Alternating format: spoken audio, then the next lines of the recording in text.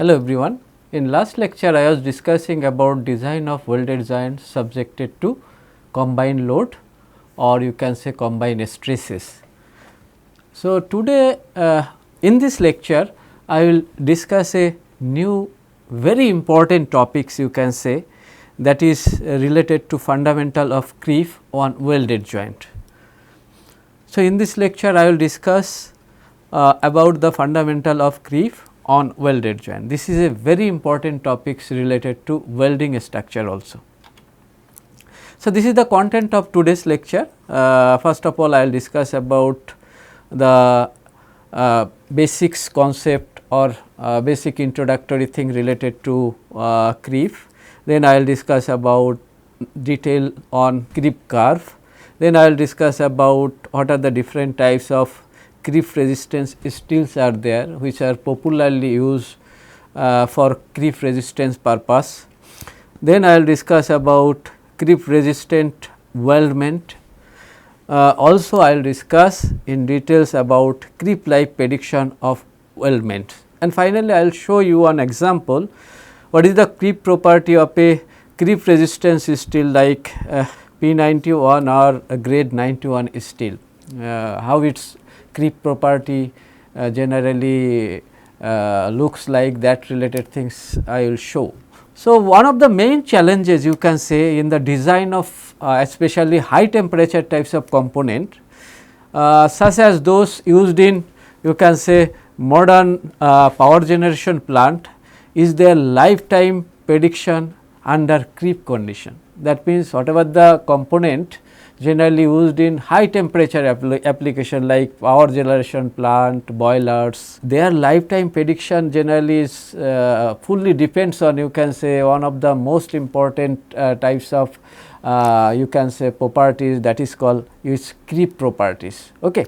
So, lifetime prediction under this creep condition for this high temperature component is a you can say main challenge for design. So, I will discuss first what is creep. So, when a component generally, here I have written you can see, when a component is under a constant load, you see here it is a constant load. That means, when a component is under a constant load, it may undergo progressive plastic deformation over a period of time. This time dependent strain you can term as creep. What does it means? That means, here let us consider this is a component, this is a component. Okay.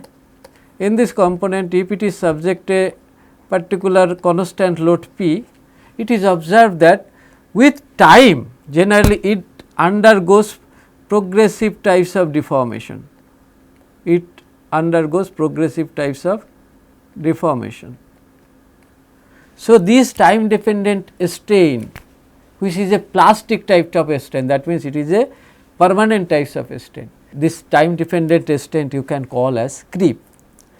So, creep you can define, it is a slow and progressive deformation, that means it is a slow and progressive deformation of the material with time under a constant stress. This you should keep it in mind.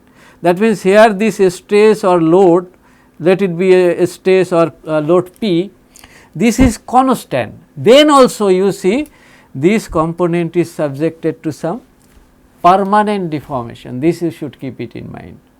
What types of deformation? This is a plastic deformation.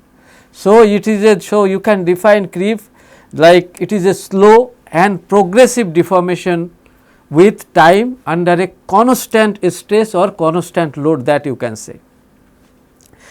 Creep material generally you see or you can say creep material is classically regarded as a irreversible and time dependent deformation of material. This is also another important, it is a irreversible phenomena, because here generally permanent or plastic deformation is taken place. That is why what happens, it is not returned back to its original position. This is also another things you should keep it in mind. This is another important characteristics of creep or in important properties of creep. This is a irreversible phenomena. That means, Like if it is in elastic deformation, then what happen, it can return back to its original position, but here plastic deformation or plastic strain generally here taken place. That is why it is a irreversible phenomena. So, creep deformation is a function of what? A stress level and temperature. This also you should keep it in mind. That means, whatever the creep deformation, that means still rupturing of elongation, that means rupture elongation, it depends on what? A stress level and temperature. If the temperature of that component is higher, then time required to reach this rupture point will be less, what I am telling, understand. Or you can say for a particular stress level or for a particular temperature, if your stress level will be higher, then you can say creep time also for rupture point, it will be, you see, reduce. So, you can say, that is why here I have written creep deformation is a function of stress level and temperature. So, here what we can write, so therefore, creep deformation here I have written is higher at higher temperature, because if the temperature will be higher, then deformation will be also rapid and it is higher, and creep becomes important for component operating at elevated temperature. One thing you should keep it in mind, this whatever the creep deformation is taken place, this creep deformation can taken place in room temperature also, but what happens, it depends on elevated temperature. That means, generally creep property or creep related design we consider those component which is subjected to some elevated temperature. This you should, because at room temperature this creep design is not so critical one, because here the deformation is very slow and gradual one compared to high temperature one. That is why creep phenomena generally more important once the component is subjected to at elevated temperature. That is why here I have written in combinedly I have written creep may be defined as a time dependent deformation at elevated temperature, I have written, and it is occur in elevated temperature and at constant stress level. So, the temperature at which generally creep begins, this is also depends on generally what types of material we are using for that component, that means alloying composition of that material. That is why I have written the temperature at which creep begins, it depends on alloying composition. Like for a steel material, it will have one types of temperature level, if it is aluminum, copper, or you can say there are different types of creep resistance material also are there, like martensitic creep resistance material, some austenitic creep resistance material also are there. So, depending upon its composition, generally this creep beginning temperature also differ, this you should keep it in mind. So, design of a component working at elevated temperature is based on generally two criteria. That means, designing of this component, or you can say designing of this creep related component working at elevated temperature is based on two criteria. What are those two criteria? One point you should keep it in mind, that first criteria should be here deformation due to creep must remain within permissible limit. That first point should be keep it in mind. That means, for creep design purpose, whatever the component we need to design, here the deformation should not exceed some permissible limit. This you should keep it in mind. This is first point. And second point is rupture must not occur during its service life. That means, creep related rupturing, that means it should not fracture or ruptured, what I am saying, it should not break during the service life. These two criteria is generally required for design a creep related component, what I am telling, and as creep design related component, that you can say.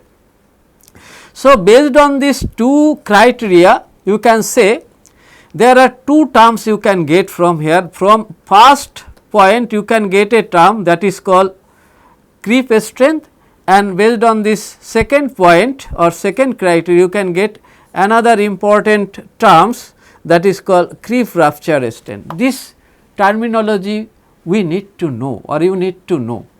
So, what is creep strength? So, creep strength generally is defined as the maximum stress. Here you see it is a maximum stress that a material can withstand for a specific length of time without excessive deformation. That means, it should not go beyond permissible deformation, that you can say. That means, it is creep strength means it is a stress level. What I am telling, understand, that a material can withstand for a specific length of time without excessive deformation. This is generally known as creep strength. So, creep strength generally we define based on excessive deformation condition, or you can say permissible deformation condition. Whereas, creep rupture strength is what? It is also another maximum stress level that the material can withstand for a specific length of time without rupture. So, here the condition is, here the material without rupture, whatever the maximum stress for a particular time it can sustain, that is known as creep rupture strength. This you should keep it in mind. So, creep rupture strength is based on rupture criteria, and whereas creep strength is based on permissible deformation criteria. This you should keep it in mind. So, in one case the stress level is responsible for, you can say, rupture, and another case the stress level is you can say depends on excessive deformation. These two things you should keep it in mind. Okay. So, this two definition is very much important, that will be required generally for designing of a component subjected to some creep related effect. Okay. So, here in ideal circumstances, creep lifetime evaluation of a material is based on generally strength value derived from experimental observation from a large quantity of long duration uniaxial test. This is very important point, you should keep it in mind. How to generally evaluate lifetime of a creep, that, or you can say how we can evaluate creep lifetime. This creep lifetime generally evaluate, which is based on strength value derived from experimental observation generally of long duration uniaxial test. Generally here we use very long duration. So, it is a long duration uniaxial test is required for prediction of this creep lifetime. So, ideally for a number of different temperature, and this is done for different temperature. What is the creep lifetime? By using a, you can say, long duration uniaxial test. Okay. But here another things you should keep it in mind, in some circumstances for which if this large data set do not exist, then generally this long time property have to be predicted from result relatively short duration test, because in case of creep lifetime prediction two different tests we can do, one is called long duration test, another one is called short duration test. Long duration test generally is more appropriate than, you can say, short duration test. Okay. But what happens, long duration test takes lot of time, that is why sometimes you may not get a huge number of data for creep lifetime evaluation purpose. So, for those case where this long duration test data is not available, there we can predict those long duration types of creep lifetime data with the help of relatively short duration test data. That for that there is some procedure is there is some interpolation or extrapolation procedure is there. So, based on those things generally you can predict those long duration creep lifetime. Okay. So, here I have written a very important point here, you can say, although the creep can take place at all temperature above absolute 0, but traditionally what creep refers creep refers to the time dependent plastic deformation at elevated temperature. This you should keep it in mind. Traditionally what we consider? Traditionally we consider the creep is those property which is a time dependent plastic deformation at elevated temperature. What is that elevated temperature range? That elevated temperature is generally considered as roughly 0.4 times of melting point temperature. 0.4 times of melting point temperature means let us 0.4 for let it still it is 1500 degree centigrade temperature. So, 0.4 into 15 you need to consider, that means it is around 600 degree centigrade temperature. What I am telling, understand? Or above, generally it is considered. So, creep temperature is either 0.4 times of T melting point temperature or above it. This you should keep it in mind. Now, we will discuss about creep curves. So, I am just roughly showing a creep curve here, you can see. So, here this creep curve generally plotted, this horizontal axis represent time, it can be hour, and this vertical axis represent its strain. So, here the creep curve which is shown here, here you can see this first when you apply a static creep stress or constant creep load, generally here one thing you should keep it in mind, in case of creep load is not varying, it is a constant load or stress is not varying, it is a constant stress, then also there occurs some permanent deformation. What I am telling, understand, gradually or progressive deformation is taken place, whereas in fatigue generally there the load is changing with time. What I am telling, understand, that load can be fluctuating types, reverse types. So, fatigue and creep is fully different criteria, this you should keep it in mind. So, here in case of creep load is constant, which is not varying with time, this you should keep it in mind. So, at constant load generally once let what happens, let this is a component, in this component once you apply a load, once you apply a load P, then suddenly at the beginning suddenly some deformation or strain is taken place, that is represented at epsilon 0. When instantaneously you can say that deformation is taken place, that epsilon 0 strain is called generally here I have shown here OA, you can see this OA strain corresponding to generally instantaneous displacement, which is generally occur when we apply a constant load P in a creep specimen, that you can say.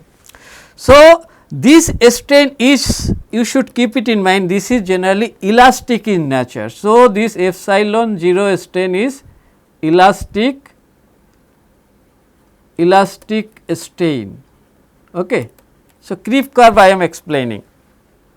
So, after that generally due to this creep load P, it gradually start deforming. So, this gradual deformation is represented by a curve which is shown here, you can say that is OA, B, that gradual plastic deformation curve you can say is A, B, C, D, it is representing like this.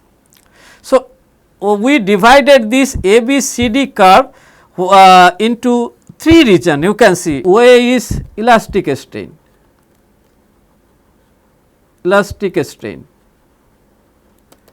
whereas this A, B, C, D is generally plastic strain. So, A, B is one part, then B, C is another part and C, D is another part.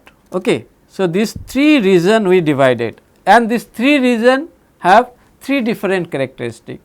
Although you are familiar with this creep terminology and this creep curve, then also we need to explain this thing to know further details, because this will be required for next topics. That is why I am just discussing this thing. So, this the 3 part how it is generally differ from one another, that I am going to discuss. So, you see this first part, that is plastic deformation part AB, is known as, you can say, first stage. So, AB is known as first stage, I have already told you. This first stage have a name, that is called primary creep zone, or you can say this is also called, first stage is called primary creep. Okay. So, during this primary creep AB, this time generally this creep rate generally here you can say is decreasing in nature. That means, here the slope of the creep curve from A to B progressively decreases with time. This you should keep it in mind. How it is decreases? Little bit I am just showing. Here you see the curve is look like this. So, initial tangent if you draw, then next tangent if you draw, you see this angle is gradually, that means initially the angle was this much, then next case the angle was this much, next case the angle was this much, what I am telling, understand. So, you can see this angle is gradually decreasing in nature, that is why I have written here generally creep rate, you can say at AB part this creep rate is decreasing in nature. Okay. So, why this is happened? This is happened because here generally the first plastic deformation start. So, once this first plastic deformation start, you know from stress strain, uniaxial stress strain curve, when the plastic deformation start. So, initially generally what happens, the metal strain hardens. Due to this strain harden, which generally support the this strain harden generally which support the, you can say, external load. Due to this strain harden, what happens, the creep rate decreases. Why? Because further strain hardening generally becomes more and more difficult, because you see when some plastic deformation is occur, then it is already strain hardened, then further deformation once it start, during that time generally what happens, that further strain hardening generally become more and more, you can say, difficult. That is why what happens here generally you can say your creep rate or strain rate gradually decreases, what I am telling, understand. So, this AB curve is known as primary creep, or you can say this is known as first stage of this creep curve. Okay. Now, the second stage you see from B to C, here you can see. So, in B to C, here very important things you can observe. In second stage, or this is also have a name, this is called secondary creep, this is also called secondary creep. So, in this secondary creep generally here during this stage generally you can see here strain rate is remain constant, almost constant, that is why I have written, you see here the creep rate is constant, it is not varying, you see, that means strain rate with time is remain constant, it is not varying. So, here generally creep rate is remain constant, this stage occupies the major portion of the life of the component. You see this is the secondary stage, it contain the major portion, you see, because this first stage take a time which is comparatively small, then second stage is comparatively large, after that this third stage is again less, what I am telling, understand. So, you see the major time generally you can say during creep process is taken place in this second stage, this you should keep it in mind. Okay. That is why generally designer mainly concentrated the design of the creep component in this second stage portion of this creep curve, this you should keep it in mind. What happens in this stage, why this creep rate is remain almost constant, because here generally this during this stage you can say recovery processes is taken place. So, what happens during this stage recovery processes involving highly mobile dislocation counteracts the strain hardening, so that the metal continue to elongate at constant rate. What does it mean? Because in first stage already you see highly you can say mobile dislocation is taken place. What I am telling, understand, which is highly elongated one or dislocation which is generally you can say which is very highly mobile dislocated one is there, that generally counteract the strain hardening, means you can say this dislocation goes its optimum limit. So, whatever the highly mobile dislocation part is there, that generally counteract the strain hardening further. That is why here generally elongation is taken place at a constant rate. This you should keep it in mind. Now, the third stage which is known as this CD stage, you can say this is called third stage, or this has a name, this is called tertiary creep.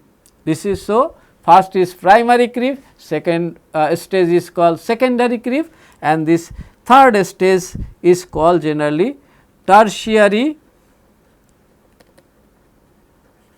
creep.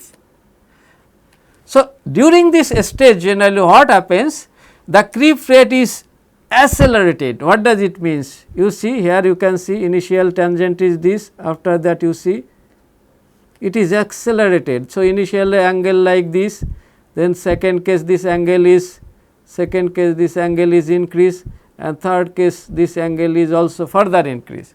What I am telling you, understand? That means this CD curve here the you can say strain rate is drastically increased. This here generally the creep rate, so here creep rate is accelerated due to what? Because in this stage here the plastic deformation reaches such a stage, at this position you can say necking start forming. So, one necking start forming, then the creep rate is accelerated rapidly you can say. During this stage also there is formation of voids along the grain boundary. This is also another point you should keep it in mind. So, the formation of voids at the grain boundary, and generally due to the formation of necking due to extreme you can say plastic deformation, here you can say what is creep rate accelerated rapidly, and finally at point D, here you can see this D point, here rupture is taken place. So, therefore, creep rate rapidly increases and finally result in fracture at point D. This you should keep it in mind.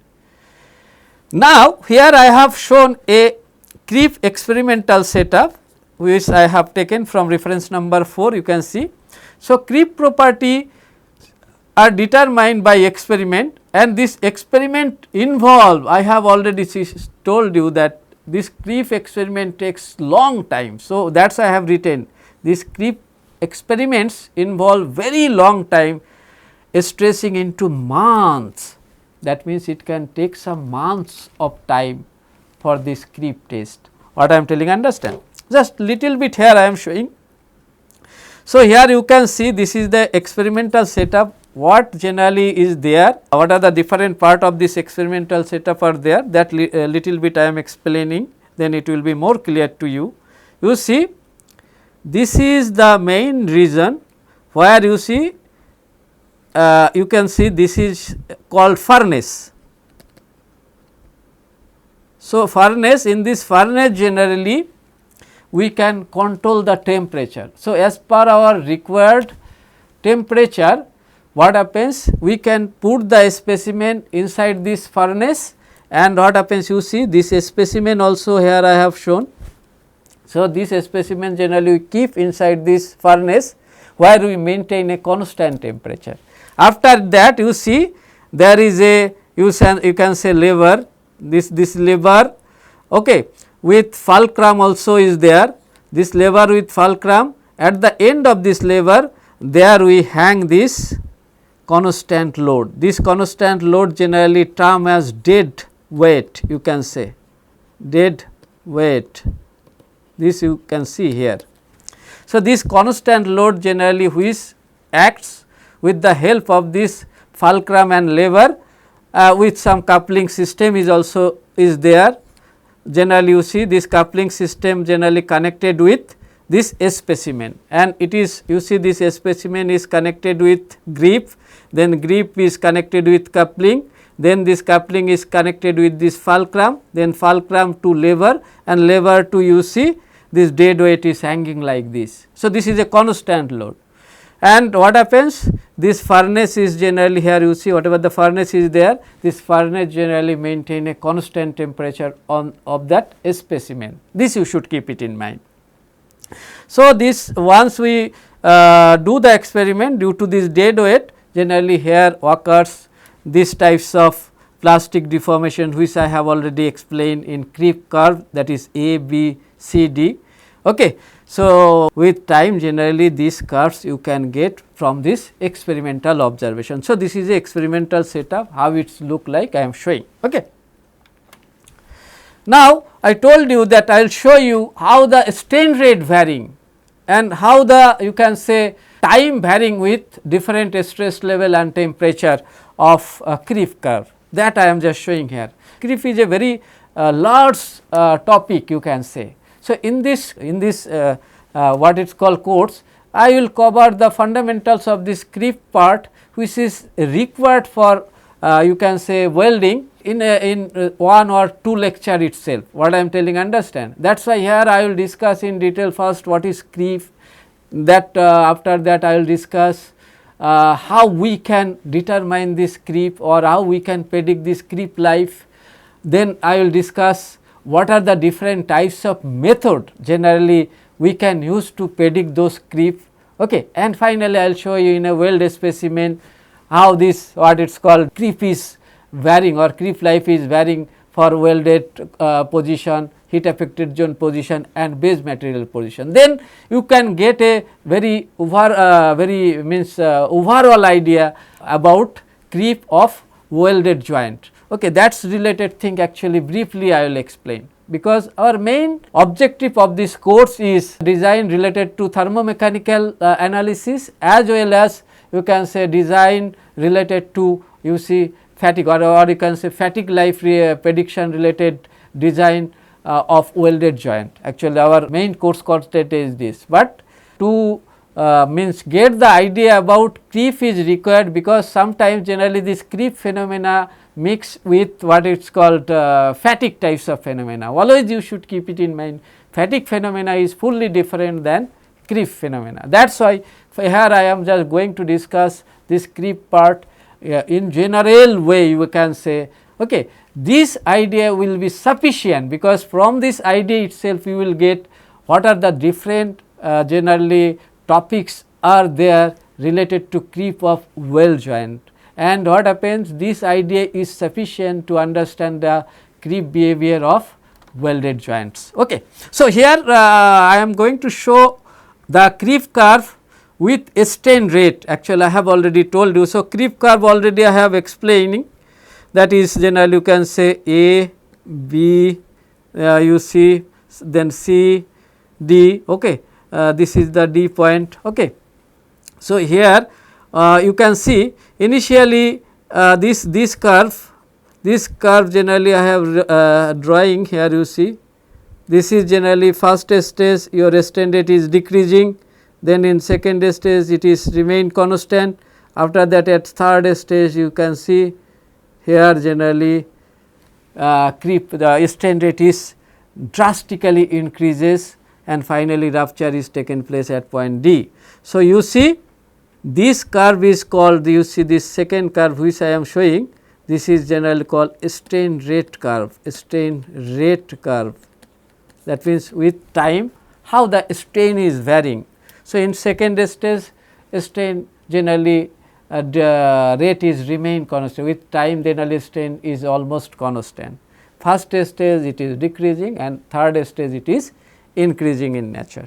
So, another curves here I am showing, you see here I have shown generally this 3 different curve I have shown. This is first curve, this is second curve and this is third curve you can see, and I have drawn a arrow here, you see arrow. So, in this direction generally either temperature is increased or you can say stress is increased. What I am telling, understand. So, you see, so this curve represent generally this curve represent for lower, you can say low stress level. So, stress I can write, so let this is curve 1, this is curve 2.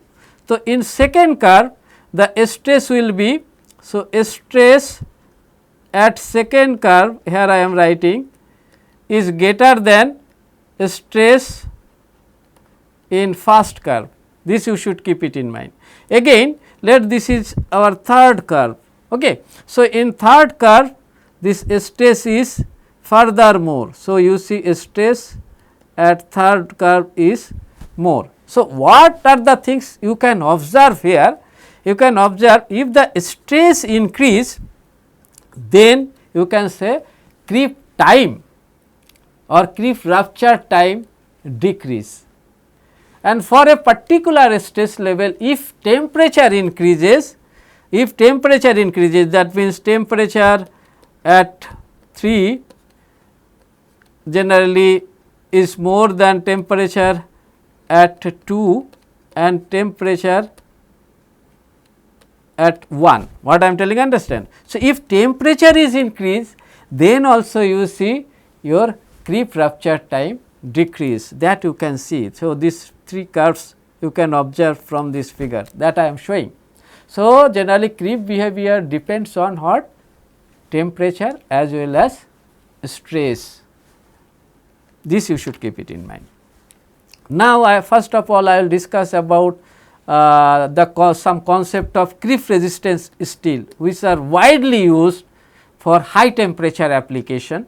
So, first of all you need to know what are the generally steel materials are there which have high creep resistant, this you should know. So, you see these creep resistance steel have a wide application in the field of steam power plant.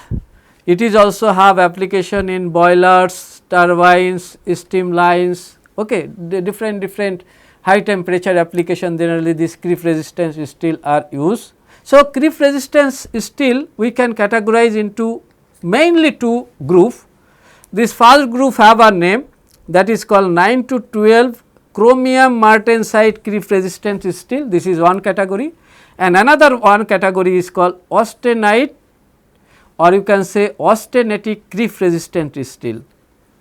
These 2 different types of group of steel are there which have a wide application for high temperature, because it has very high resistant creep property, this you should keep it. That means its creep lifetime is more, that means at high temperature level it can resist plastic deformation more, this you should keep it in mind, what I am telling, understand.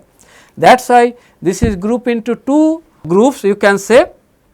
The first group that is generally 9 to 12 chromium martensite creep resistant steel. Here generally sometimes we use chromium, molybdenum, vanadium, low alloy ferritic steel also one of the categories of this 912 chromium martensite types of creep resistant steel. So, in this steel generally here presents a very important compound you can say, which is known as chromium carbide. This chromium carbide, that is Cr23C6, this you can say compound mainly provide the creep resistant at high temperature. That means, for this 9/12 creep resistance steel, this creep resistance of this steel is provided by the presence of what? Chromium carbide, this compounds, this you should keep it in mind. Okay. So, now one of the most popular generally this martensitic or ferritic types of 9/12 chromium creep resistant steel which have wide application generally in subcritical steam power plant is P91 steel. This you should keep it in mind, which is actually which was developed in USA in 1970, which developed in USA in 1970. Though it is so old material, but nowadays also it has so wide application in the field of steam power plant, you can imagine. What is this P91 steel? P91 steel, or sometime it is known as grade 91 steel. Here this 9 represent generally you can say chromium percentage. So, here chromium percentage is 9 and this 1% is generally molybdenum. Okay, that I have already written, chromium, molybdenum, vanadium. Okay. So, this is generally depending upon this composition and its percentage, its generally nomenclature is represented like this. So, P91 steel is one of the popular 9 to 12 chromium martensitic creep resistant steel. This you should keep it in mind. And after that also there are some other these types of steel are there, like generally this P91 steel further modified by adding some other alloying element like tungsten and boron, and it is generally converted another categories of these types of steel, which is known as P92 steel. This is also another creep resistance steel of this 9 to 12 chromium martensitic steel. This you should keep it in mind. So, another example of this steel is P122. Here you see, so P92, then P91, it has a chromium percentage is 9%, you can see 9%, but this P122 it has a chromium percentage of 11%, because this 9 to 12 chromium martensitic creep resistant steel, why its nomenclature come? Because here the chromium percentage varying from 9 to 12% for these types of group of steel, that is why its now nomenclature is represented like this. So, here you see this P122 creep resistant steel, it has a chromium percentage which is 11%, that you can see. I am giving you a very important information, like here you see, like the minimum long term creep rupture strength on the base of you see 1 lakh hour should be 100 MPa or higher at 650 degree centigrade temperature. For these types of steel material, minimum long term you can say creep rupture strength of 100 MPa for a rupture time of 1 lakh hour, once it you see operated at a temperature above 650 degree centigrade temperature, you can see. So, this is a just rough information I am giving. Okay.